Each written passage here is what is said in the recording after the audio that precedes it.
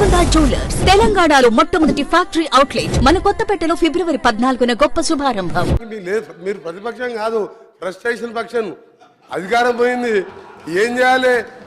ఆయన అంటుండు మా రేవంత్ రెడ్డి గారు కాదు, మన హరీష్ రావు గారు అంటున్నారు నేనే సీఎం అయితే అని. అంటే కొంచెం ప్రాబ్లం వచ్చింది అంతే వీళ్ళకి. దానికి మనం ఏం చేయలేరు, ఇక దాన్ని ఎవరేం చేయలేరు. ఇక దేవుడు కూడా కాపాడలేడు. ఒక్క నిమిషం సార్, దేవుడు కూడా కాపాడలేరు వీళ్ళని, దేవుడు కూడా కాపాడలేడు. రాక నల్గొండకు వచ్చింది అధ్యక్ష. మన వర్షాలు లేక ఇబ్బంది పడుతున్నాం, మంచినీళ్ళు లేవు. జగన్మోహన్ రెడ్డి బిర్యానీ తినిపించిండు, రాసిచ్చిండు. వస్తా అధ్యక్ష, వస్తా వీళ్ళ ఎమ్మెల్యే అధ్యక్ష. ఎంత ఐరన్ లేక అంటే వీళ్ళ పార్టీ వస్తా పాప 38 ఏళ్ళ ఓంకువాడు సార్. ఇద్దరు చిన్నపిల్లలు మస్తెక్కి హైదరాబాద్కి కార్లలో దోసుకున్న సొమ్ముతో ర్యాలీ తీసుకొని హైదరాబాద్కి వచ్చి ఆ ఎమ్మెల్యే ఆగో చెప్తా మీ చరిత్ర సార్.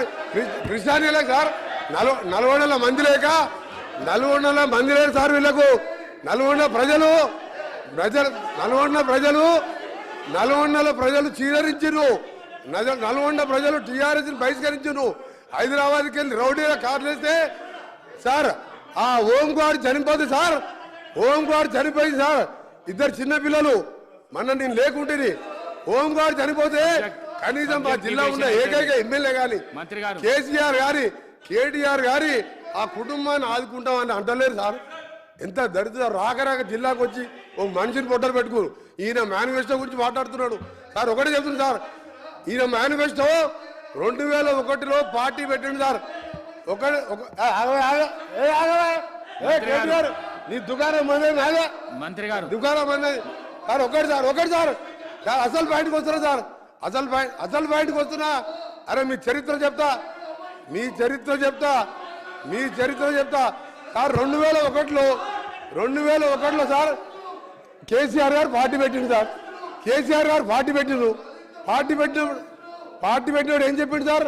ఈ రాష్ట్రానికి మొదటి ముఖ్యమంత్రి దళితుడే. కేసీఆర్ మాట అంటే మాటే, ఆ మాటకి కాకుండా నా తల తీసుకుంటా అన్నాడు. తల ఉందా సార్ కేసీఆర్ది? దళితుడు ముఖ్యమంత్రి చేసిన దళితుడు ప్రతిపక్ష నాయకుడు అయితే, అదే బట్టి విక్రమ్ దళితుడు ప్రతిపక్ష నాయకుడు అయితే ఆయన గడుకోసారి ఆ స్థానం చూడలేక 13 సార్ చాలా ఇంపార్టెంట్ సార్. ఇది చాలా ఇంపార్టెంట్. మేనిఫెస్టో గురించి మాట్లాడినప్పుడు మేము మాట్లాడాలి సార్.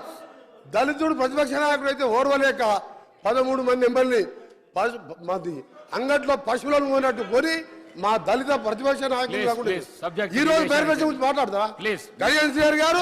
మేనిఫెస్టో టీఆర్ఎస్ పార్టీ నీ అబద్ధాల పార్టీ. మాకు చెప్పిన మేనిఫెస్టో 2 రోజులలో 2 అమలు చేసినాం, ఇంకా చేస్తాం. చెప్పని కూడా చేస్తాం. మీ దుకాణం బంద్ చేస్తాం.